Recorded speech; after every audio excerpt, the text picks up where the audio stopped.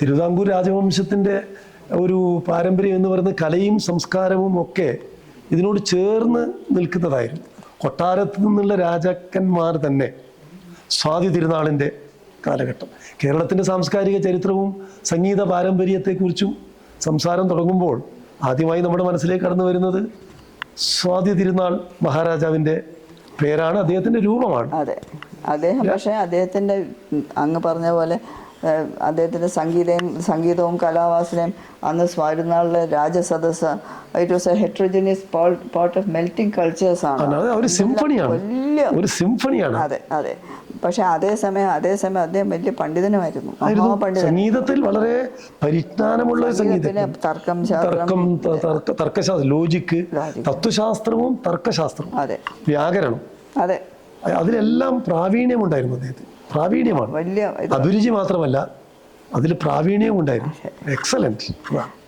അദ്ദേഹത്തിന്റെ കാര്യത്തിൽ പിന്നെ പക്ഷെ ധർമ്മരാജാവ് അദ്ദേഹമാണ് ബാലരാമ ഭരതം എഴുതിയത്. നാട്യശാസ്ത്രത്തില് ഭരതമുനി കഴിഞ്ഞ് വേറെ ഒരു ട്രീറ്റീസ് ഇതാണ് ബാലരാമഭരതം. ധർമ്മരാജാവിന്റെ കാലത്ത് നൃത്തകലയെ കുറിച്ചുള്ള വിശദാംശങ്ങൾ, വ്യാഖ്യാനങ്ങളുണ്ട്. അതിനെക്കുറിച്ച് വ്യാഖ്യാനങ്ങളും ധർമ്മരാജ ഉണ്ട്. പിന്നെ രാജാ രവിവർമ്മ ചിത്രങ്ങളെ കുറിച്ച് പറയാതെ കേരളത്തിന്റെ ചിത്രകല, ഇന്ത്യയുടെ ചിത്രകലയെ കുറിച്ച് സംസാരം തുടങ്ങാൻ സാധിക്കില്ല. പക്ഷേ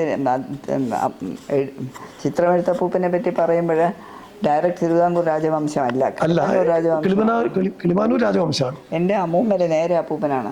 ചിത്രതിരുനാൾ മഹാരാജാവ് അവരുടെ ഏക സഹോദരിയുടെ മകളാണ് ഞാൻ. എൻ്റെ നേരെ അമ്മാവനാണ്, പൊന്നമ്മാവനാണ് ചിത്രതിരുനാളുടെ അമ്മ മഹാറാണി സേതു പാർവതി. അമ്മൂമ്മയുടെയും റീജന്റ് മഹാറാണി സേതുലക്ഷ്മി ഭാര്യയും നേരെ അപ്പൂപ്പനാണ് രവിവർമ്മ, ചിത്രമെഴുത്ത് രവിവർമ്മ. അപ്പൊ നമ്മുടെ കുടുംബങ്ങളിലൊക്കെ ചിത്രമെഴുത്ത് അപ്പൂപ്പൻ എന്നൊക്കെയാണ് അച്ഛൻ. എൻ്റെ അച്ഛൻ കാരണം അച്ഛൻ കേണൽ ജി വി രാജ, സ്പോർട്സ് രംഗത്ത് ഡോക്ടർ ജി വി രാജ. അദ്ദേഹമാണ് ഈ നമ്മുടെ കായിക കലയെ നമ്മുടെ ജനങ്ങൾക്കിടയിലേക്ക് കൊണ്ടുവന്നു. അതോടൊപ്പം സ്കൂളുകളിലും കോളേജുകളിലും അതിനൊരു സുപരിചിതത്വം ഉണ്ടാക്കി. അതുകൊണ്ടാണ് ജി വി രാജ ടൂർണമെന്റ് ഇപ്പോഴും നടത്തുന്നത്. അപ്പോൾ കായിക രംഗം നമുക്കറിയാം. അതിലേക്ക് ഞാൻ വരികയായിരുന്നു. 1936 നവംബർ 12 ഇന്ത്യ ചരിത്രത്തിലെ ഒരു സുപ്രധാനമായ ദിനം, ക്ഷേത്രപ്രവേശന വിളംബരം.